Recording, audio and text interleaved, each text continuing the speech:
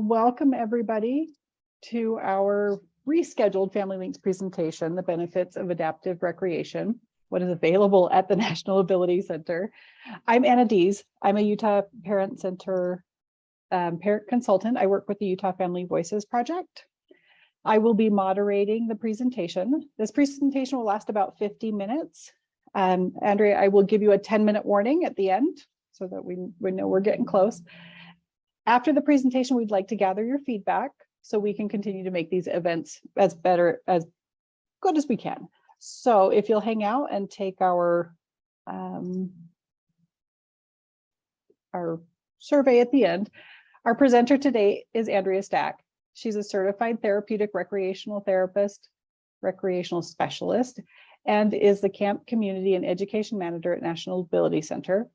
She has 13 years of experience in adaptive recreation in the community setting. Andrea believes that providing people with recreational opportunities in a supportive environment supports in their development of increased self-esteem, independence, life skills, and living a fulfilled life. Andrea holds a BAA in Leisure, Parks, and Recreation with an emphasis on therapeutic recreational from the Central Michigan University. So excited to pass the time to you. This is awesome. Take it away, Andrea. Go ahead and screen share. All right. Hi, everyone. I'm so happy to be here. Thank you for hosting us. Really excited to talk about adaptive recreation and share some upcoming opportunities with y'all so you know what's going on and available for you and your families. Okay, I am going to share my screen. Can everyone see that? And I optimized my video so I can't see your faces. So just let me know, speak up if something is amiss. Okay, so as Anna said, my name is Andrea Stack. I'm a therapeutic recreation specialist and the Camps and Community Education Manager at the National Ability Center. For those of you that haven't heard of the National Ability Center, or if you have heard of it, and could just use a little reminder, we are located up in Park City, Utah, as our primary location. And then we also have locations in Moab, where we do rafting. And our mission is to empower individuals of all abilities by building confidence, self-esteem, and lifetime skills through sports, recreation, and educational programming. So really believing that recreation can be a really powerful tool in enriching people's lives, and a powerful tool to work on other goals that we might have in our lives beyond just the sake of recreation. In addition to our mission, our vision is to inspire individual achievement and create global impact for people of all abilities. So while we are just located in Utah, we do send coaches to other countries to help teach them about adaptive recreation and build adaptive opportunities in other countries. We've been to Thailand, Korea, and Mexico. And we also bring coaches to our campus up in Park City to help educate as well. So a little bit about who we serve. We really do serve all ages and all abilities. So we're a community setting. So people choose to come to recreate with us. And we kind of work with them based on their goals to decide what that looks like. And all ages, truly, if you can fit in the equipment safely and meet those standards, then you're able to come and do programming with us. So I think the youngest we have is our ski and snowboard program. The youngest age is 3. And then as old as you are, from 3 years old, you're welcome to participate in programs. And then in terms of all abilities, that primarily does mean people with disabilities or a diagnosis. But in addition to that, we also serve family members, or the whole family unit, as well as friends. And then we also provide educational opportunities for different organizations who may or may not have disabilities, but want to learn more about inclusion. In terms of how people could get involved, we serve individuals. And so if, let's say, you're a 13-year-old on the autism spectrum, you can sign up for one of our camps and do a variety of programs. Or you are a 50-year-old with MS, you can come and sign up for weekly cycling lessons. So individuals can sign up. We also have mission-focused groups that participate in programming. So we have a lodge on site in Park City. So some folks choose to have multi-day experiences with us. And so we've served organizations such as the Epilepsy Association of Utah, a Wounded Warrior Project, and the list goes on and on. So organizations across the country come to utilize our services. I mentioned we serve families and households and friends. In addition to our camps for like kids on the autism spectrum, we also have siblings camps and family camps for people to get involved. We also have high performance athletes. So we have a competitive ski and snowboard team. So you don't have to have experience or want to be a competitive athlete to come to the NAC, but if you do, that is an option as well, specifically for ski and snowboard programming. And then I talked about ability awareness. In terms of how we serve, folks can come for one day, they can come for multiple days. We have a kind of a locals deal with session programming, so they can come for 5 weeks of lessons within the programs that we offer, and we offer programming year round. And in addition to the programs that we offer and instruction, we also support with equipment fitting and rental, specifically in our ski and snowboard program, as well as our adaptive cycling program. And so a little bit, part of this presentation was talking about just the benefits of adaptive recreation. And you can kind of see in our mission that we believe it's more than just the recreation that can have a positive impact for someone. So these are the domains that are covered through the field of recreation therapy.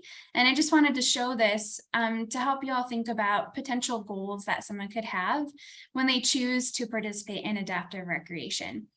So of course, there's those physical goals, maybe increased endurance, flexibility, stamina, that sort of thing. And then we have that social goal, whether that is working on that socialization one-on-one with an instructor, or maybe it's just being in an inclusive and social environment in our camps. Many folks come with that social goal. The emotional goal, we believe in challenge by choice and also dignity and risk at the National Ability Center. And with that comes a lot of situations where folks can face their fears, work through challenges.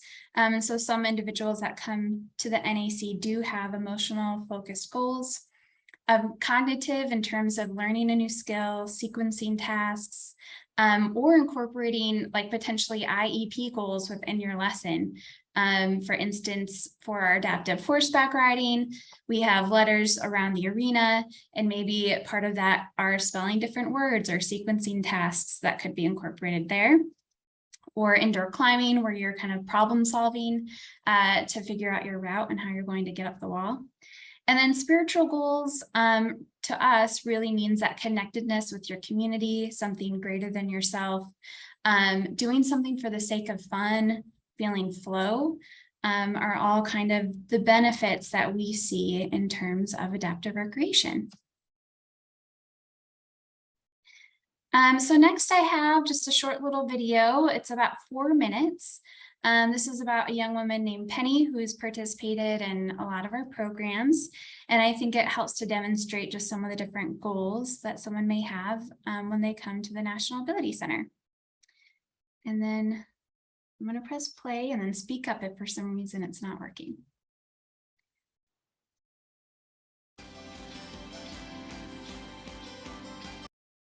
Oh, sorry.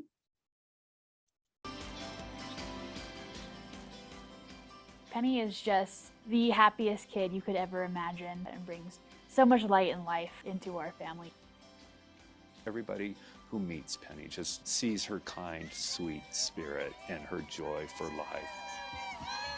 She is literally a miracle kid. Penny was born back in 2005, and we found out that she had a diaphragmatic hernia. And so that's basically a big hole in her diaphragm. She was missing about half of her diaphragm. That allowed her liver and a large part of her intestines up into her chest cavity where it impinged on her lungs. I was pretty devastated, you know. The odds were very, very, very low that she would survive. They prepared me that when she was born, she wasn't going to be able to breathe. She had this little tiny cry and turned totally purple. And they took her right away into the NICU. She was the first kid to survive 2 runs of ECMO at Primary Children's Hospital. ECMO stands for extracorporeal membrane oxygenation, and it's basically a heart-lung machine. The first time we held her, she was already a month old. Dave held her, and oh my gosh, what a moment. We were both crying, and it was beautiful. It was so great. That's when I started to have hope. Then I started to think, oh, this kid's gonna live. It's been a miracle every day since. When we came to the NAC for the first time, it was for Crusaders camp. I don't think there's even one thing that she's done at the NAC that we haven't completely marveled at and completely been like, this is nothing we could have ever imagined that our kid would be able to do and would get so much joy out of. One of the most surprising activities that she does here is horseback riding. This program is set up for them to just kind of go at their own pace and get to know the horses, to realize that it's giant, but it's gentle. To see how great the instructors and the volunteers are and patient they are with her, just mounting a horse is a challenge for her. And they never push her beyond her ability. And I love what it does to Penny's confidence. It helped me be brave, and I have a lot of fun just doing horseback riding. You can tell that she feels 100% loved and protected here. She just beams every time she comes.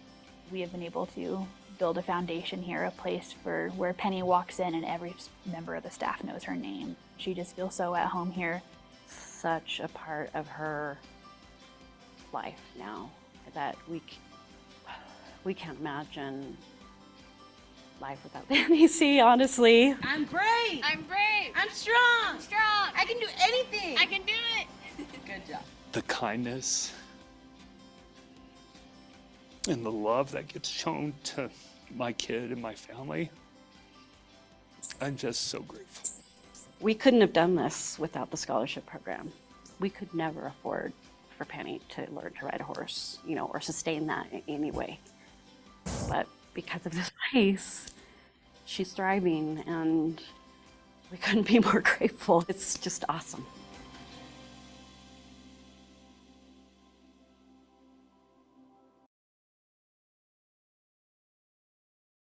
Okay. Let's see. Can everyone still see the screen okay? Yeah, you're good. Okay, thank you. I just changed it so I can see your faces now. You don't have a video going. Does anyone have any questions so far? I just kind of jumped on through things. I'll keep going, but if you have any questions, just feel free to put it in the chat or let me know.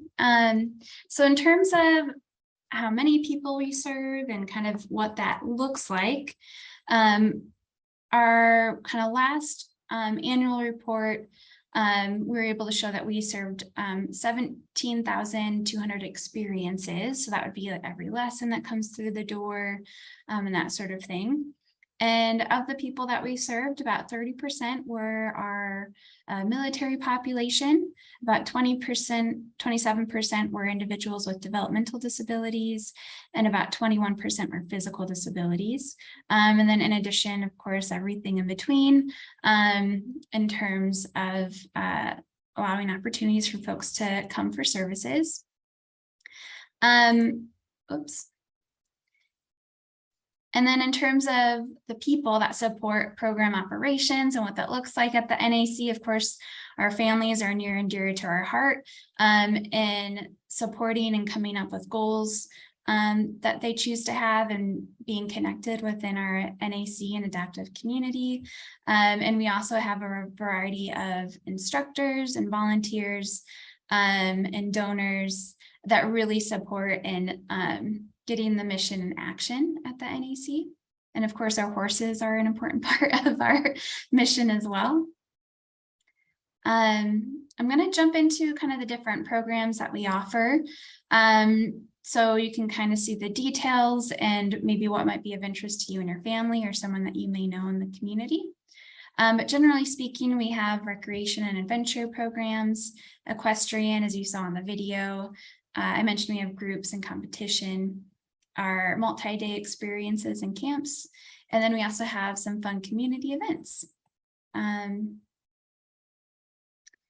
So looking at recreation and adventure programs, those include, especially coming up this fall and winter, we have archery, as you saw in the video, cycling and mountain biking, paddle sports and water sports.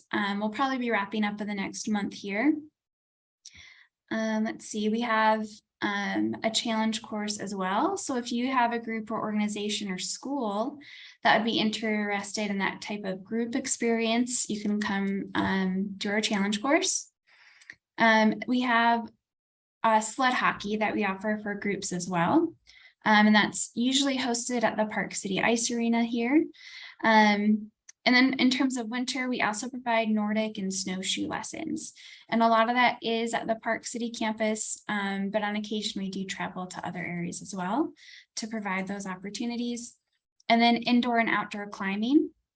Outdoor climbing is, we still have some outdoor climbing this fall, and that's primarily in the Cottonwood Canyon. And then our indoor climbing is primarily up in Park City.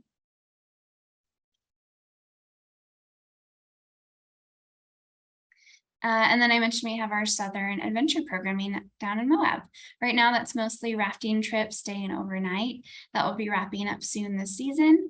But if you're interested, typically registration for that would begin in January or February of each year for the following summer. We primarily are offering two types of equestrian experiences at this time. So adaptive horseback riding is what we saw Penny doing in the video. And that is where you're getting that group or private instruction, usually about 50 minutes to an hour and a half in length.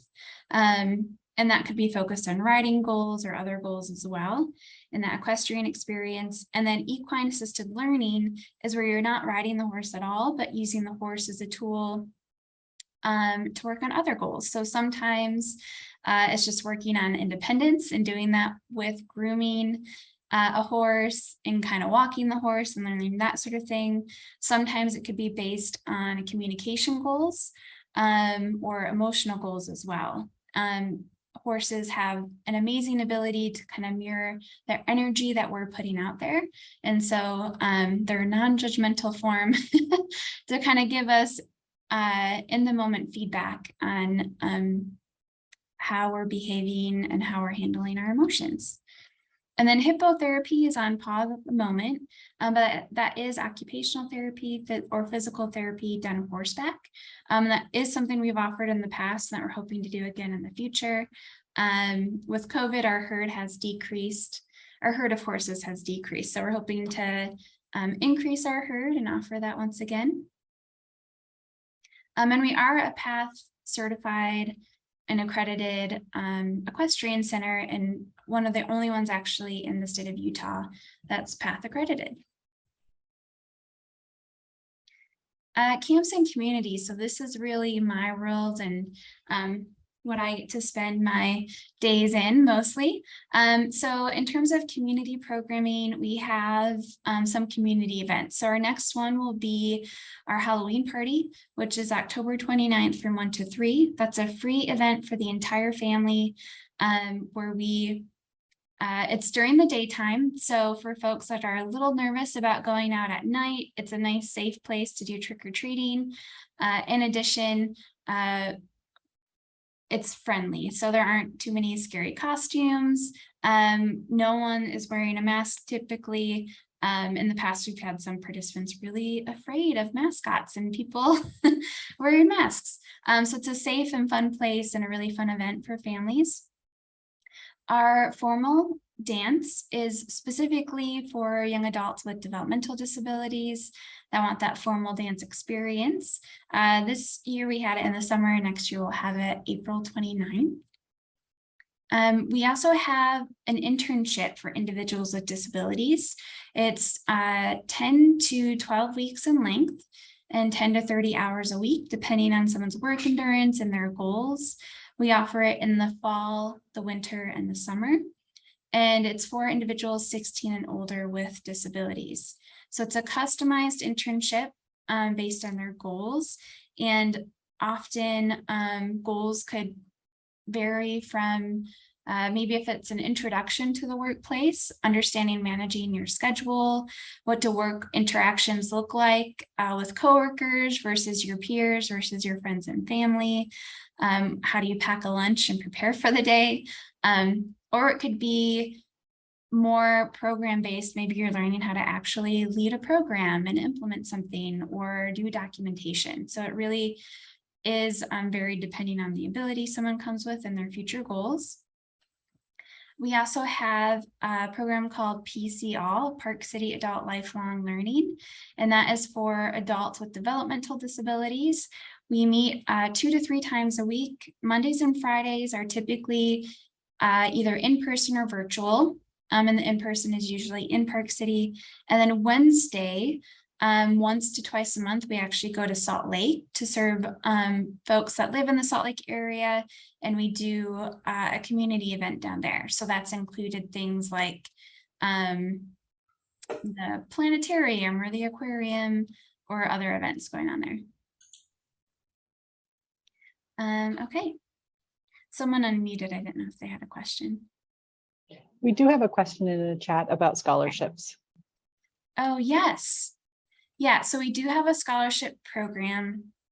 All of our programs do have a fee to them. They're about 20% of the cost to actually run the program, but we know that that could still be a barrier for folks. So we do have a scholarship program. The process for that is pretty simple. As you register for programs, when it's time to check out, you can say, send me an invoice and I'll pay right now, or I'd like to apply for a scholarship. And with that, you just indicate kind of what you would need to be able to participate in the program. And then we have a committee that reviews those. But we're proud to say we don't turn anyone away due to inability to pay. We find ways for people to get involved. There's another question in the chat. Did you say there's neurotypical kid groups that could sign up to use the challenge course for church groups, for example? Oh, potentially. And any time we serve individuals that don't necessarily have disabilities, we do make sure to incorporate some type of ability awareness into that program, just to continue that community of inclusion and acceptance. So that could be a potential option for people without disabilities. I think when we do book people without disabilities, usually we kind of open that up a little bit later to make sure that if a disability group signs up, that they kind of get higher priority. But we do serve groups without disabilities. Okay. Are there any other questions? Do you have more slides? I do. Perfect. Go ahead. I'll just keep going. Okay. Let's see. I talked about our camps mostly in the summertime is when a lot of our camps are, and mostly for youth. We do have some camps for young adults. They're mostly day camps. We also have overnight camps. And the camps are usually organized by ability. So camps for kids on the autism spectrum or kids with intellectual disabilities or physical disabilities. And then we have camps throughout school breaks, kind of throughout the fall and winter. And we have 2 family camps in December. Where we'll get to offer ski lessons for the entire family and do some fun outdoor recreation activities, along with staying in our lodge. It's a really fun experience. Usually 2 to 4 families come to each of those family camps. So it's also a great time to connect with other families as well. Groups in military. I know a lot of people here have children with disabilities, but just so you know, we do also offer military members opportunities at the National Ability Center, or again, any disability specific group. So you've had like the Prader-Willi Syndrome Association. I mentioned the Epilepsy Association. There's a whole list of folks. So if you belong to a group that would be interested, we could look into that as well. And we basically customize the experience and the programs based on your interest. It's like an a la carte sort of situation where we figure out what would be best for your group of folks. And then we have our performance teams. So we have our more Paralympic trainers that train with us. We also have a competitive team for individuals with intellectual disabilities called Team Flyers. So we have a competitive ski and snowboard team for Team Flyers, as well as archery and cycling in the summertime. So if you're looking for that social experience for someone who's neurodiverse, that would be a great option as well. And then we do a variety of internships, ability awareness trainings, and that sort of thing to support in educating folks. And that's my role as well at the National Ability Center. And then I mentioned we have equipment rentals. I think a lot of us know how expensive adaptive equipment will be. In addition to that, it's so customizable depending on what your needs are, and fit and function of equipment for your abilities is really important for your success. And so we do offer that as an option as well. And there's more than the National Ability Center. There are a lot of amazing adaptive recreation organizations in our community. I listed a few here. Wasatch Adaptive offers adaptive ski and snowboard programs, as well as cycling programs and many others on their website. You can check that out. Salt Lake County Adaptive, if you're not already involved in that, has a bunch of really cool wheelchair basketball groups and a bunch of other more like team sport adaptive recreation. And then Camp Costopolis is a really awesome place as well for that camp experience. And there's more, but those are the few that came to mind. And then in terms of how to get involved and what that looks like, registration is on our website. So you would log in, get a username and password, and then you have access to see all the programs we have offered, and you can select based on your interests. We do have intake paperwork. We're working on simplifying that. So that will be soon. But we have intake paperwork to know that we understand the individual strengths and needs and things we need to consider in terms of programming. Additional requirements for our equestrian program for horseback riding is also a physician's statement. So that's a form that we would give to you to have your physician complete. So that one does take a little longer to register for if you're interested in that. And I mentioned we have scholarships available, and that scholarship process is relatively simple. You don't have to already be receiving government services or support, because we know that recreation can often be put to the bottom of your list because you have a lot of other things to do and pay for. So you can still apply for that. And then fall registration is open now. So I mentioned our Halloween party is up there. Sorry, my dog's barking. And then winter registration will open in October. So if you're interested in ski and snowboard lessons, we offer those up primarily in Park City, at Park City Mountain. If you sign up for a session in the past that has included the ski pass for your lesson, and sometimes also rental equipment. In addition, there's that lesson fee that you could apply for a scholarship for. So a really affordable way to get involved. Our ski and snowboard program, we only serve individuals with disabilities except for in our family camp where we can serve the whole family. And there's our website and phone number. If you're curious, you're not sure what would work for you, our website does have a lot of different options, which could be overwhelming if you haven't been involved before. So feel free to give us a call or come and visit. We're happy to give you a tour to kind of get a feel for things and figure out what would be best for you.